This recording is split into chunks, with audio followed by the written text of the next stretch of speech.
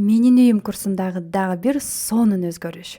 Үйлүү болуу бул өтө көптөгөн энергияны, күчтү талап кылат эмеспи? Үйлүү болуу бул магазинге барып нан сатып алгандай жеңил иш эмес.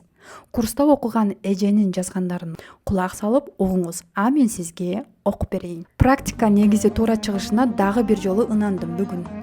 Негизи жолдошум жалгыз бала болчу. 2,5 жыл мурда каза болуп калган. 2 балам менен атамдардыкына кайтып бардым. Кайын журттан эшектин тезеги да жок, жада калса 6 жыл колдонгон спальный диванды да бербей койгон, сага тиешелүү эмес деп.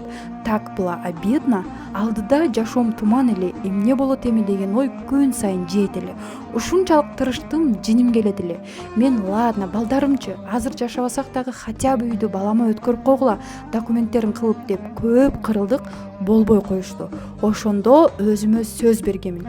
Үй элеби?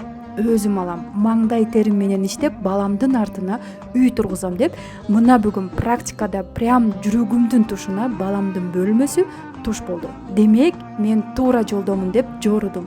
Башыма болсо намазкана туш болду.